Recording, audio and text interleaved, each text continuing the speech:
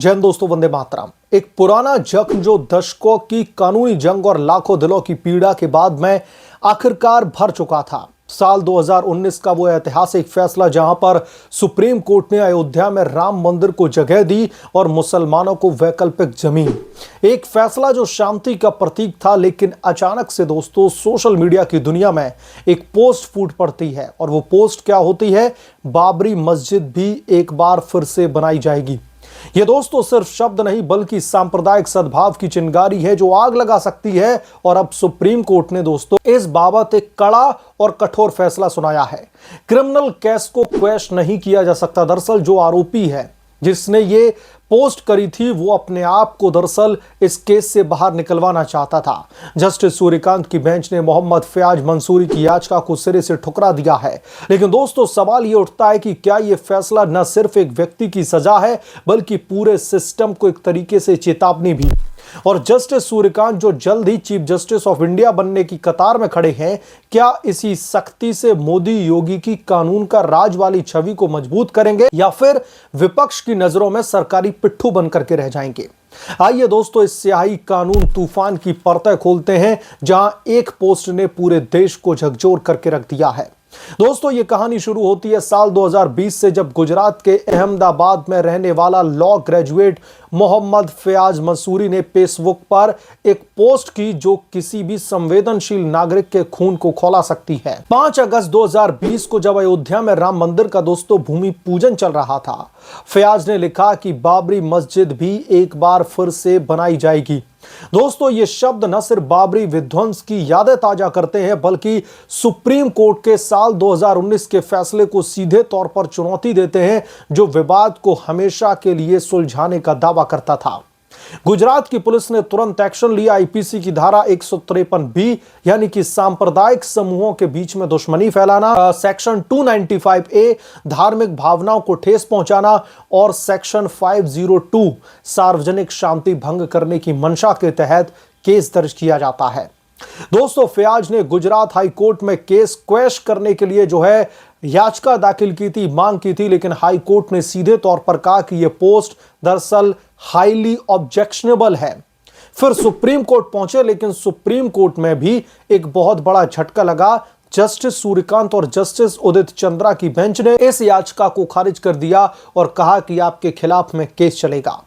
Court ने दोस्तों तल्खी से कहा कि यह पोस्ट न सिर्फ आपत्तिजनक है बल्कि सांप्रदायिक तनाव पैदा करने वाली है। बाबरी मामला दोस्तों संवेदनशील है और ऐसे बयान शांति को खतरे में डालते हैं।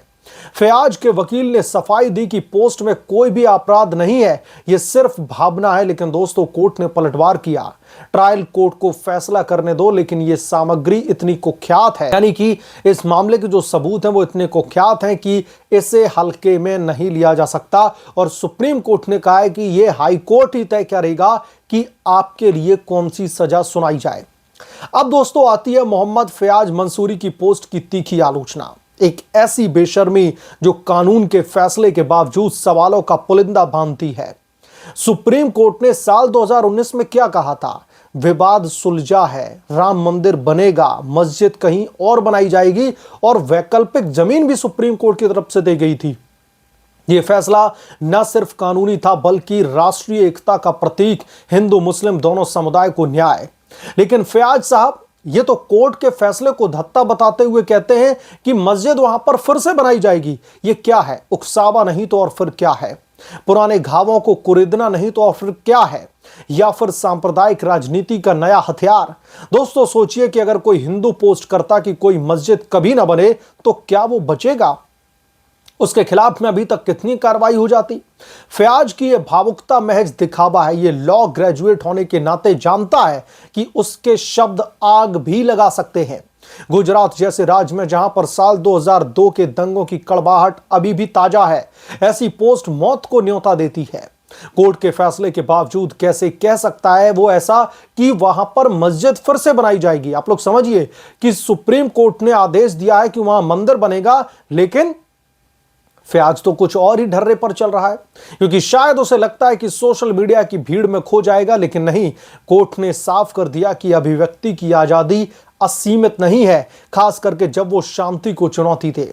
फयाज, तुम्हारी पोस्ट न सिर्फ व्यक्तिगत बकवास है बल्कि पूरे देश के सांप्रदायिक सद्भाव पर थूकना है। जागो, कानून सबके लिए बराबर है, ना मोदी के लिए ना तुम्हारे लिए। अब सबसे दोस्तों बड़ा सवाल यह है कि जस्टिस सूर्यकांत का यह फैसला उनके भविष्य को कैसे रंग दे रहा है। जस्टिस सूर्यकांत जो साल 2025 के अंत में यानी कि नवंबर के महीने में सीजेआई बनने की कतार में है। बीआर गवई के बाद में जस्टिस सूर्यकांत जो है चीफ जस्टिस ऑफ इंडिया बनने वाले हैं। इस फैसले से एक नई छवि गढ़ रहे हैं, सख्त, निष्पक्ष और बिना भेदभाव के कानून का पालन कराने वाले। याद कीजिए दोस्तों, मोदी सरकार के दौर में कई सीजेआई पर सरकारी दबाव के आरोप लगे, जैसे कि जस्टिस रंजन गोगोई पर राम मंदिर फैसले को लेकर के। लेकिन जस्टिस सूर्यकांत यह फैसला दिखाता है कि वो मोदी योगी विरोधी छवि वाले सीजेआई बनेंगे या नहीं बनेंगे, वो आगे आने वाले समय में जो है तय करेगा। लेकिन पहले जो नुपुर शर्मा को लेकर के फैसला सुनाया था उस पर तो बना था। उल्टा योगी की बुलडोजर जस्टिस और मोदी की राष्ट्रीय एकता नीति को मजबूती देंगे, ये कमजोर करेंगे, आगे आने वाला वक्त बताएगा। बाबरी जैसे संवेदनशील मुद्दे पर सख्ती, ये संकेत है कि आने वाले सीजेआई सांप्रदायिक उकसावे को बर्दाश्त नहीं करेंगे, ये फिलहाल दिखाई दे रहा है। विपक्ष चिल्लाएगा हिंदुत्व का एजेंडा, लेकिन हकीकत यह है कि सूर्यकांत कानून की धार को तेज रखेंगे, ये एक्सपेक्टेशन है। चाहे वो किसी भी समुदाय के खिलाफ में हो, क्या ये अच्छा है? इसका जवाब है बिल्कुल, क्योंकि भारत जैसे बहुलवादी देश में न्याय का मतलब सबके लिए बराबरी है, ना हिंदू को फायदा ना मुसलमान को नुकसान। जस्टिस सूर्यकांत की बेंच ने साफ कहा है कि ऐसे बयान लोकतंत्र के लिए खतरा है। ये दोस्तों नजरिया चीफ जस्टिस ऑफ इंडिया पद पर चढ़ते ही पूरे सुप्रीम कोर्ट को रंग देगा। लेकिन यही नजरिया सीजेआई बनने के बाद भी रहे तब है ये बात सख्ती का। लेकिन न्यायपूर्ण ये घटना सिर्फ फयाज की नहीं, पूरे सोशल मीडिया युग की है, जहां पर एक पोस्ट वायरल होकर के दंगे भड़का सकती है। साल 2020 से 2025 तक दोस्तों बाबरी मस्जिद का जख्म भरा, लेकिन फयाज जैसे लोग उसे फिर से चीरने की कोशिश कर रहे हैं। सुप्रीम कोर्ट का फैसला एक चेतावनी है, अभिव्यक्ति की आजादी का दुरुपयोग माफ नहीं किया जाएगा। मोदी योगी की सरकारें कानून का राज का दावा करती हैं और यह फैसला उसी की मोहर है। लेकिन दोस्तों विपक्ष वो तो बस रोएगा, क्योंकि सच्चाई उसके गले नहीं उतरती। कश्मीर से लेकर के अयोध्या तक सांप्रदायिक सद्भाव ही हमारा हथियार है। फयाज, तुम्हारी पोस्ट ने साबित कर दिया कि शब्दों की ताकत घातक है। अंत में जस्टिस सूर्यकांत का दोस्तों यह कदम न सिर्फ एक केस का फैसला है बल्कि नई जुडिशरी का आगाज भी है। क्या वो सीजेआई बनकर के मोदी योगी के चहेते कहलाएंगे, या फिर यह कहा जाएगा कि वो मोदी जो है योगी के विरोधी जज हैं, या फिर वो जुडिशरी को न्यूट्रल वे में जो है मैनेज करके चलेंगे। लेकिन वो दोस्तों बार बार उनके अगर पुराने फैसलों को देखें तो फिलहाल इस पर जो है भरोसा करना, इस बार को लेकर के एक जजमेंटल हो जाना, अभी लगता है थोड़ा सा इसमें जल्दबाजी होगी। लेकिन फिलहाल इस मामले को लेकर के चीफ जस्टिस ऑफ इंडिया आगामी जो बनने वाले हैं, आगे आने वाले जस्टिस सूर्यकांत, उनके इस फैसले में एक पॉजिटिव वाइब दिखाई दे रही है। सोशल मीडिया पर लोग चर्चा कर रहे हैं कि अगर जस्टिस सूर्यकांत इस तरीके से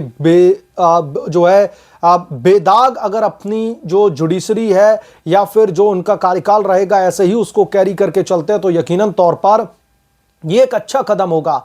लेकिन अगर सीजेआई बनने के बाद में अगर उनके हाव भाव चेंज होते और अगर उनकी छवि chief justice of India BR Gavai के तौर पर बनकर के आती है कि उन्हें तो सिर्फ मोदी और योगी का विरोध करना है, अगर इस तरीके के फैसले उनकी भी कोर्ट से निकलते हैं तो यकीनन तौर पर यह भी डबल स्टैंडर्ड वाली जो है जुडिशरी को कहीं ना कहीं उनके काम करने के तरीके को भी एक्सपोज कर सकता है। तो कुल मिलाकर के अब इस मामले पर जो है जस्टिस सूर्यकांत का फैसला एक पॉजिटिव एटीट्यूड लेकर के आ रहा है और मुझे उम्मीद है कि जब चीफ जस्टिस ऑफ इंडिया की वो कुर्सी संभालेंगे, जब देश की सर्वोच्च अदालत के सर्वोच्च पद पर बैठेंगे, तो एक्सपेक्टेशन यही है कि वो फेयर तरीके से जुडिशरी को दरअसल चलाने का काम करें, फेयर तरीके से सुप्रीम कोर्ट के फैसले जो भी रहेंगे उनका जो है उनकी कहीं ना कहीं विवेचना की जाए। लेकिन अगर इसमें किसी भी तरीके का बदलाव देखा जाता है तो यह यकीनन तौर पर फिर से कई सारे सवाल खड़े कर देगा। बहरहाल ये एक अच्छा कदम है। चीफ जस्टिस ऑफ इंडिया बी.आर. गवई की विदाई होने वाली है 23 नवंबर को और जस्टिस सूर्यकांत चूंकि सीजेआई बनने वाले हैं, उनकी चारों तरफ चर्चा चल रही है और ऐसे में इस बीच उनका ये फैसला आना अब दरअसल लोगों के बीच में चर्चा का विषय बना हुआ है।